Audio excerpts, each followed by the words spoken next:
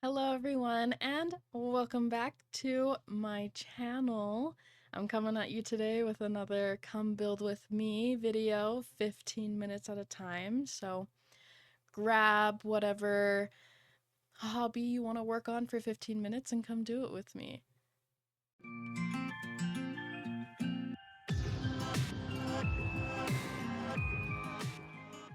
Today we're working on what is this? 10? Part 10 of my Greenhouse Nectary build. I'm recording these couple videos all at once, so I just recorded the video for episode 9, and I talked a lot in that one about like the weather and how it's been affecting me in April, which, speaking of April, when this comes out, it'll be around Easter. So if you're someone who celebrates Easter, happy Easter. If you're someone who celebrates spring and life and just the changing of the seasons, celebrate it, please. Do it. It's so fun to live life through the different seasons and through the different holidays, just celebrating the things that you can, right? And if you don't celebrate anything like that, great. Live your life. Do your dreams. Great. It's wonderful. For those new, I'm building a Greenhouse Nectary. This build is mostly meant to serve as a multi-function place that your Sims can come and hang out. I have a bar in the front. The back half is like a reception area, so if you want to do weddings here. And then of course I have my greenhouse part on the side with all the plants. And then I have a nectary area where Sims can come and make nectar if you have horse ranch. I did talk about last time putting like a kitchen in, haven't done that yet. I will do it. I think it'll be nice just to have a little kitchenette in there for people who don't play like me and actually need to bake cakes and stuff for weddings and birthdays in the moment. It isn't really meant to be a restaurant, which is why I wasn't thinking of putting like a refrigerator in, but I think it would actually be a really good idea. And of course, gotta have bonsai. This is a greenhouse. Your Sims have gotta be able to build like gardening skills somehow. So having a couple bonsai in there is like great. I also love, with like decorating and everything, I love potted plants in builds, especially when there's like a bigger container plant and then like a smaller container plant that can be right next to it. It's just very aesthetically pleasing to me, if you know what I mean. And then of course, it's a greenhouse. I have to have plants in the bathroom. Like, how can I not? And this is a little hack that I like to use when things don't slot quite the way that I want them to in the game. I use bb.move objects, right? I'll put the pot on a desk or on a countertop so it's the right height, and then I move the countertop out of the way, and then I put the plant using like alt and dragging where I want it to be, move the counter or the desk back, and voila, the plant is where I want it to be, and there's no bad things happening in the game. Which is great. Right now, it's kind of stopped. The video stopped, and it's not that it's paused or it's frozen. I'm actually looking up on my phone how to unlock debug. Because even though I've played The Sims so many times, and I've used the debug cheat a lot, I don't like to get it wrong because it just takes a long time, so I tend to just look it up on like Google and then type it in and it all comes up. I did talk about how crazy debug is last episode, and I decided it's worth it. It's time.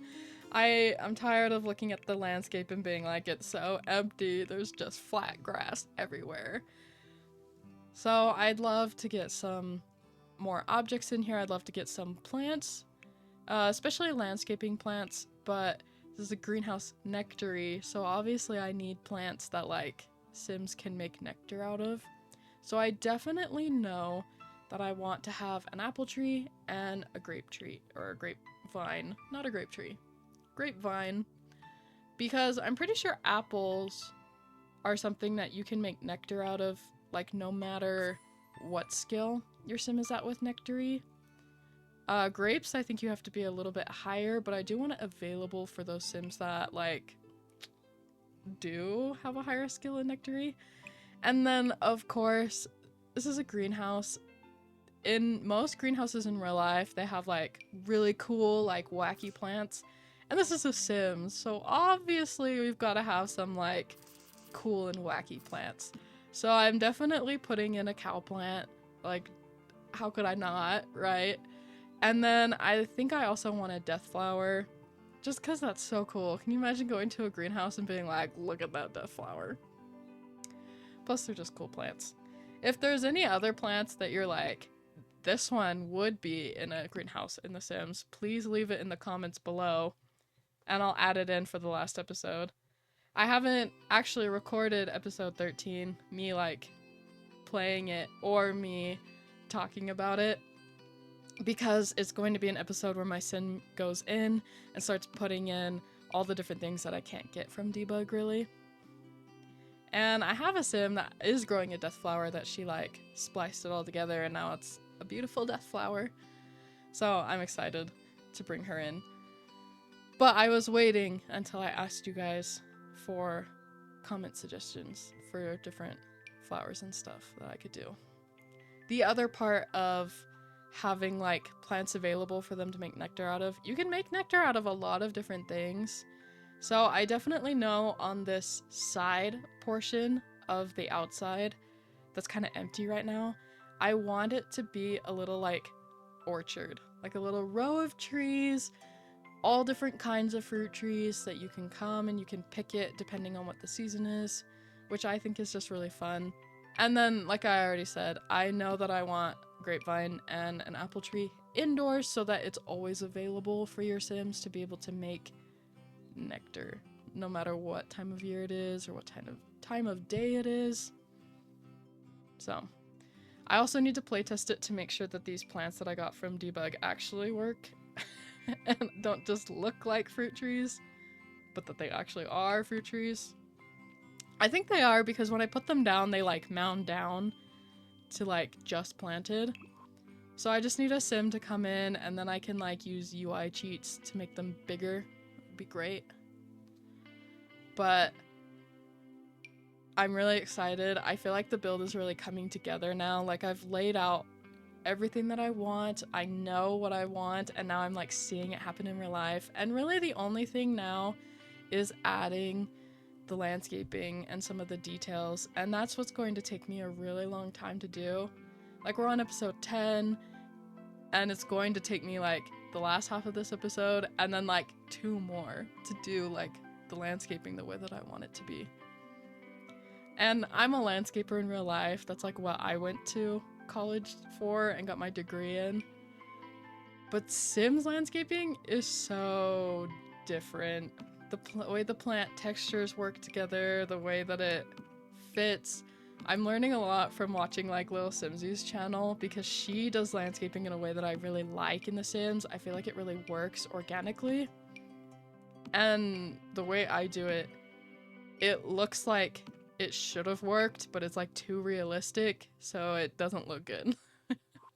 So I'm learning and I'm getting better, and hopefully you guys like it when like you see the finished product. If you've gone and watched my Not So Berry challenge, you'll see what it actually looks like in real life. Which is funny, because when I used it for that other series, I hadn't playtested it yet, so there are a couple things that like didn't work. So now I know. Always playtest it before you record with the build. I should have already known that, you know. But I'm new. I'm learning. I've been doing this for like 2 or 3 years, and I'm still learning. It's just how it goes. Now, if you're wondering what I'm doing right now, I have a really hard time. I just spent a whole couple minutes ranting about how it's different from real life and when you plant stuff in real life and how it looks. So I have a really hard time just laying things out as I go through debug.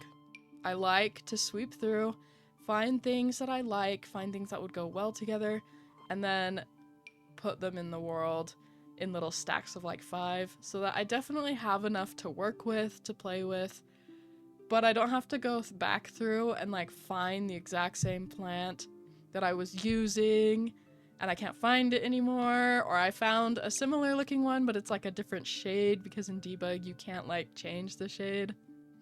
It's very frustrating. I get very frustrated with doing the landscaping because in real life I'm pretty good at it, and then in The Sims I'm really not, so it humbles me, which is good. It's always good to be humbled and to build your skills up to work on things. But that's what I'm doing. I'm just pulling things out that I like, putting them in little stacks of 5 so I can see what I'm working with all together, and then I'll be able to start putting them in the spots that I think that they'll go really well with. I keep finding these little items that I'm like, oh my gosh, it's so cute. I think earlier I found like a little pump that, you know, you could, your sim wouldn't actually use it, but it looks like it's a little like pump that your sim could use to get water. It just fits so well with the vibe and with the property.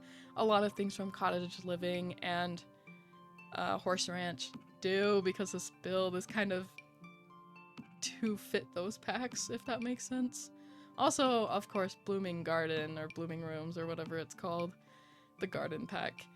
But there's also all these little like buckets, there's these little vines, and they're so cute and they're amazing, and then of course the bird bath and everything. So I'm just pulling things out so I can stick them around the build once I like have my landscaping figured out and kind of visual, like I have a mental image in my mind of what I want, but I need to see it in order to really know if it's what I want, which makes sense, I promise. Maybe me explaining it didn't make sense, but it makes sense in real life, I promise. I also found all these mushrooms. I love putting mushrooms in areas where there would be like water dripping. I just think it adds, I always say it adds personality, but I do. I feel like it indicates to a regular person that like, oh, yeah, that is where mushrooms would grow in real life, where water is like leaking or dripping and the soil is really, really wet. And obviously most people probably wouldn't put that together, but like subconsciously it makes you feel like the build is a little bit more realistic, or it fits together in a better way. And that's why, because there are little details like that that most people wouldn't think of, but that you like recognize internally. Yeah, I'm thirsty, so I'm gonna drink some water.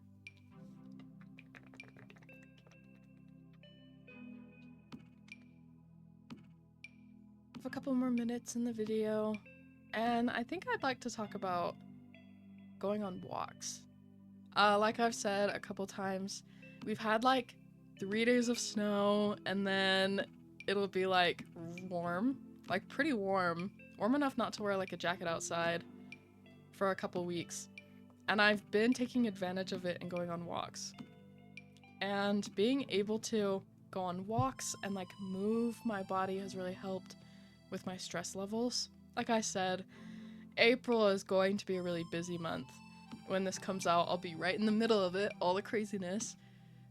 But March was also a really crazy month. I feel like a lot of people get married after the semester, so like in May, here anyway. So they have all their big wedding events like during March and the beginning of April. So like bridal showers and bachelorettes and anything else wedding related if you're in a bridal party. So like bridesmaids get together, things like that. And I don't know. It was just really busy. I have a lot of friends who are getting married now. I also have a lot of married friends who are now like getting pregnant and having kids, and like they also all had their baby showers like February and March.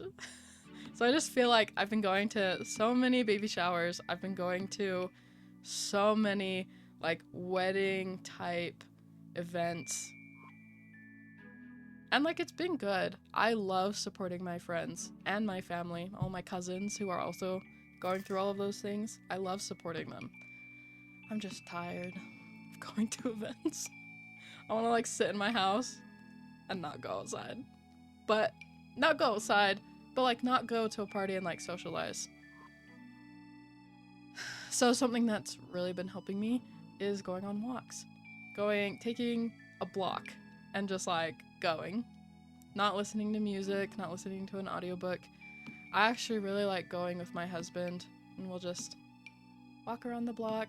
Sometimes we talk, sometimes we don't. Sometimes we're just in like companionable silence and just soaking in like as much nature as we can with living like in a suburban-ish city thing. Like it's not really suburbs. It's not really city. Like it's not New York City. Like we don't have skyscrapers here, but we still refer to where I live as like a city out here in the West. But like, I don't know. I like to go to areas where there are trees and there are, you know, places where there are bushes and flowers and just different types of landscaping, greenery, and just soaking in the sun, touching grass. Actually, on the walks, I usually don't just like touch the grass. But being able to focus on senses, being able to breathe, and just kind of let go of all of the tension and the stress has been like really, really nice for me. So I got all of the debug laid out, which is fantastic. I'm gonna save the game, obviously, because I just finished. I usually will build like 30 minutes, where I'll do a 15-minute segment, take a small break, and then do another 15 minutes, and then I save it. Probably would actually be good to save it every 15 minutes, especially with doing debug. That's my process. It's great. It works for me. All right. Thank you guys so much for watching. If you like my content, please like and subscribe to my channel. We're so close to getting 25 subscribers and I'm really excited. It's not really like a huge benchmark or anything, but like 25 is like quarter of 100. Like it's great. I think it's great. But thank you guys and I'll see you in the next video. Bye.